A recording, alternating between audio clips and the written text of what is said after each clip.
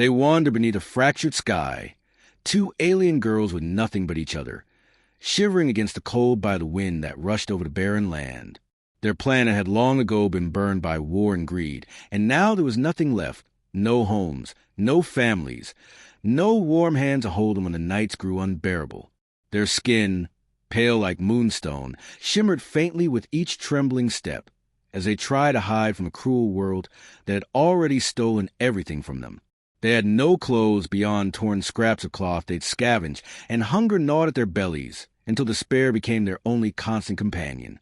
Hope, once a flickering light, had turned to dust.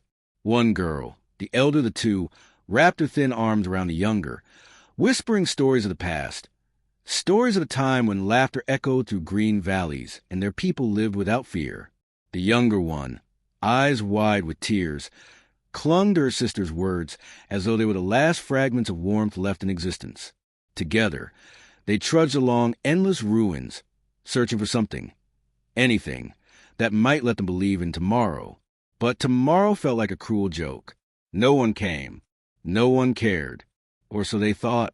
Somewhere, beyond the fractured veil of their broken world, a human had been watching. He was not from their land, but had stumbled across it while traveling on an old exploration mission. His ship was battered, its systems failing, and he, too, was alone in ways he rarely admitted. When he first saw the two alien girls, he almost thought they were ghosts, so fragile, so lost, shadows against a dying landscape. But then he heard their sobs. Something inside him shifted, a deep ache tugging at his heart. He knew what it meant to feel abandoned, to crave warmth that never came. He walked toward them slowly, not wanting to startle, his hands raised in peace. The elder sister immediately stepped in front of the younger, her trembling frame trying to shield her sibling. Her eyes were fierce despite exhaustion. "Stay back," she croaked, voice hoarse from days without water. But he didn't stop. Instead, he knelt down on the cracked earth, lowering himself so they could see he carried no threat. "I don't want to hurt you," he said gently, his voice a quiet melody against the harsh silence of their world. "Both of you come home." The word startled them, for they had long stopped believing they could ever have a home again. The younger girl peeked out from behind her sister, her large, luminous eyes searching his face. Something in his tone, tender, steady, sparked the faintest ember of trust. The elder sister, though still wary, could not ignore the ache in her chest. No one had spoken to them with kindness in what felt like eternity. She swallowed hard. "Home," she whispered, tasting the word like it was foreign. He nodded, his eyes soft. "Yes, my home can be your home. You don't have to wander anymore. You don't have to suffer." A tear slipped down her cheek. She wanted to believe him. She wanted to believe in anything. Slowly, carefully, she lowered her guard, allowing him to come closer. He removed his coat, thick and warm despite its wear, and draped it over their shivering shoulders. The fabric was heavy with the scent of safety, and the girls clutched it tightly as though it might vanish. He extended his hands, palms open. "Come with me." For a moment, silence stretched. Then the elder sister grasped his hand, fragile fingers gripping like a lifeline. The younger followed, sliding her small hand into his. Together, they walked back to his ship. The vessel was old, but to the girls it was a palace, glowing with strange lights and filled with a warmth they hadn't felt in so long. He guided them inside, giving them food, real food, rich and filling. They devoured it with tears streaming down their faces, every bite healing something broken within. He brought out blankets, wrapping them carefully, his touch gentle, fatherly.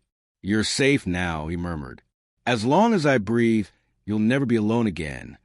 They fell asleep in the warmth of his ship, huddled together under blankets, their faces at peace for the first time in years. He sat nearby, watching them, silently vowing that he would never let harm come to them. Over the next days, he repaired his ship with what little he had, all while caring for the girls. They began to laugh again, shy at first, then freer, as though laughter itself had been waiting for this moment to return. He taught them words in his language, and they taught him words in theirs. A fragile bond blossomed into something unbreakable. The elder sister, once guarded and fierce, began to smile. The younger, once hollow with despair, began to sing again in a soft, melodic voice that filled the ship with hope. For the human, who had carried loneliness for so long, their presence healed him too. One night, as stars shimmered outside the window, the elder sister asked him, "Why did you help us? You didn't even know us." He looked at her with eyes full of truth. "Because no one deserves to be without love. Because I saw my own pain in yours.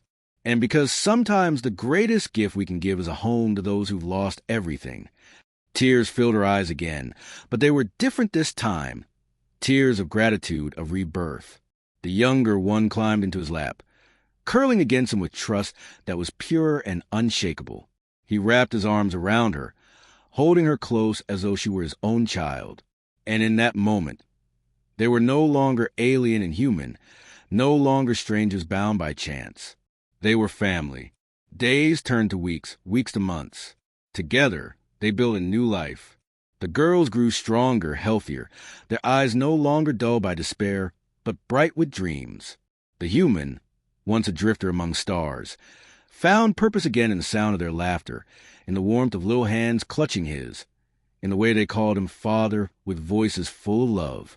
The past could never be erased, but it no longer defined them.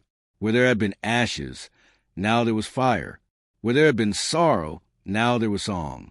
And where there had been emptiness, now there was home. The promise he had made, "Both of you come home," was no longer just words. It was their truth, their future, their forever. And as they stood together beneath the sky no longer broken in their hearts, they knew one thing with certainty. They had been saved not just by kindness, but by love, and love would never abandon them again.